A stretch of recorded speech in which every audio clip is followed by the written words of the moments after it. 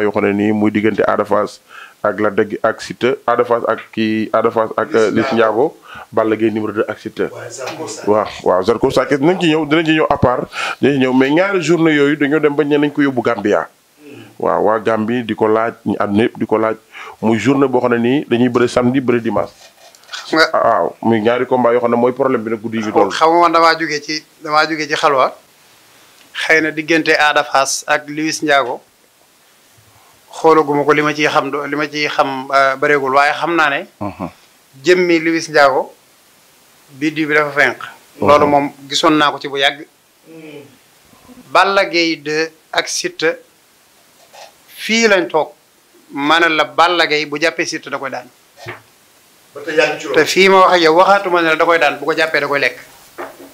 dégguma si te loolu ci xam-xam laa ko teg bu leer nañ dañoo toog fii ma ne la Franc bu jàppee jàmm séeréer si jàppale ko bu Franc jàppee Ama Baldé da koy daan loolu waxoon nga ko Lac de Guiers 2 Ada Fass bu mujj Lac de Guiers 2 Ada Fass dafa mujj sax dafa am samay ñiti bopp yoo xam ne dañ lay woo di la ñaan ngir yàlla bu làmbu amatee bul wax nangam ak nangam waaye bii maa leen ko ñaan kon bii taba Balla Gaye 2 bu jàppee Siteu da koy daan moo xam ci réew mi moo xam ci bitim réew mais si soxna ak Siteu li mu def performance yi mu def diggante ak roi des arènes diggante ak lépp non loolu kay bu la neexee man duma carte waaye bu la neexee tegal ñu bari billahi buñ la gañee ma fay la man duma carte mais dama ne la bu la neexee tegal bu dee 10 millions buñ la gañee ma fay la borom doo ma dimbali arrêté émission non li son problème dama la ko mooy ñaan rek Siteu mu nga Amérique di liggéey bu métti Balla Gaye mu nga ca Paris ñu tëj ko tey jii combat boobu li ci nekk ci wàllu ñaan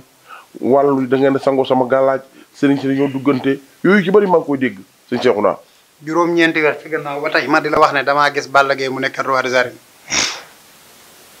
te loolu dama ko gis damaa gis Balla Gaye ci jëmmam nekkat roi des arènes moo tax sama waaja ba mu ma waxee ma ne ko ak lu mu metti dee ko moytu boo dellul di seetaan sama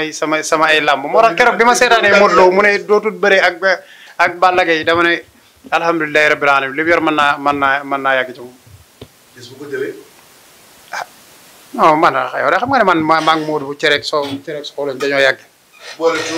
waaye nii lii ma la wax nii ma la ko waxee nii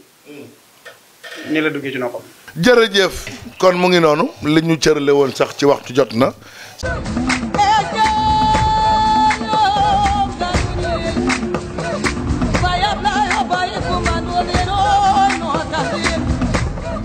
Ya ves, yo y me